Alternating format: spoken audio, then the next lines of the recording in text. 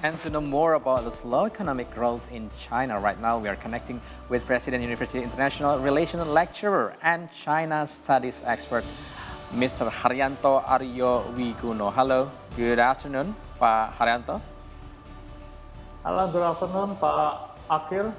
Right, thank you for your time. So our first question, our research indicates that China right now is facing a financial crisis or the slowest economic growth period due to the COVID-19 pandemic. So, Pak Haryanto, could you please explain to us about their current economic situation? Okay.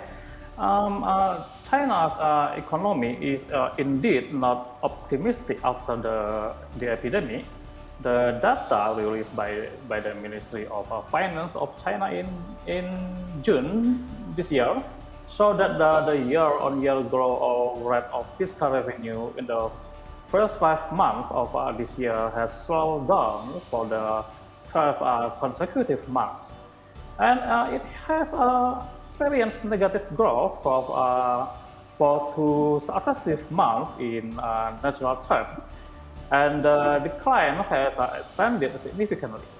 So it highlights the significant impact of the national epidemic prevention and control, especially in the 2 months closure of Shanghai on the economy. So China's economic growth rate will drop significantly. It is expected to slow to 4.3% from 8.1% in this year. Chinese gross domestic product grew by 4.8% in the first 3 months of this year, below the official annual target of 5.5%. And this slowing economic growth has also raised other problems. Yeah? For example, just as fresh graduates hit a record 11 million, and at the same time, the unemployment rate among young Chinese people had reached 18%. And in addition, many bureaucrats who heard the Prime Minister Li Keqiang speak privately said that the Prime Minister's diagnosis of the current situation was more severe than what the state media reported.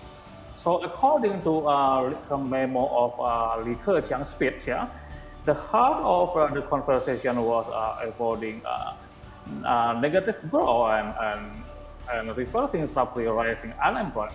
However, if the current economic situation is direr than the first day of the virus outbreak, the economy is clearly in a negative spot, Pak Akhil.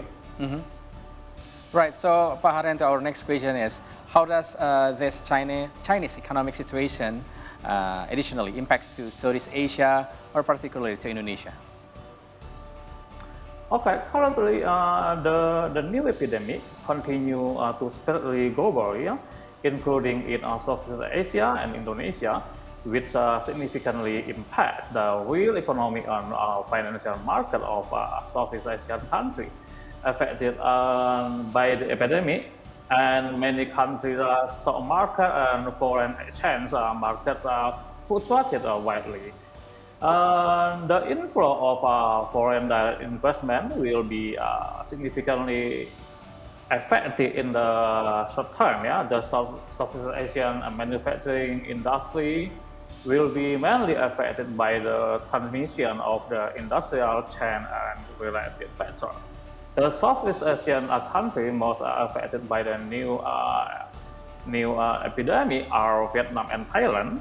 And then the market volatility caused by this epidemic will affect the operation of Southeast Asian banks.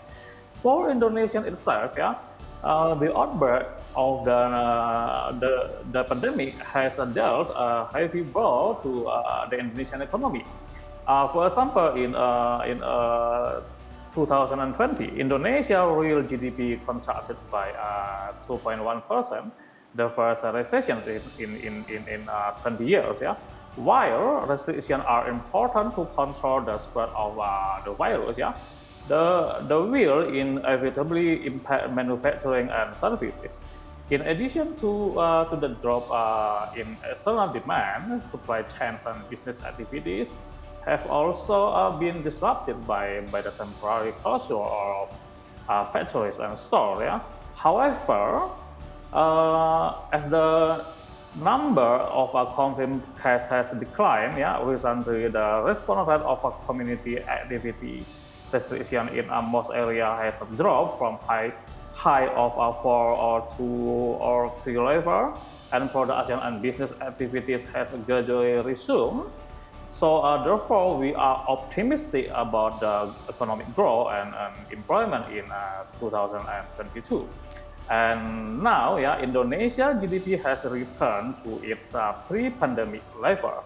And China has always been an important trade and investment partner of Indonesia. Many industries in Indonesia require investment, such as infrastructure, metals, water, and energy and information technology. But the negative impact of Chinese economy relatively minor to the Indonesian economy, Right. especially in the third sector. Yeah. So we will still have a good, let's say, numbers for the export from Indonesia to China, even if China is in slowdown situation of their economy right now. Yes, yeah. If you look at the previous wave of COVID-19, the handling carried out by the Chinese government tends to be effective. So this is reflected in the handling of the previous wave of Delta variant, which was successfully handled. So that did not have much impact on the economy during the period. Right. Yes. So, Mr. Haryanto, thank you very much for your time. Unfortunately, we have such a limited time for this issue. Hopefully, we can talk this more for the next session. So, thank you very much, Mr. Haryanto. Thank you, Pak Akil.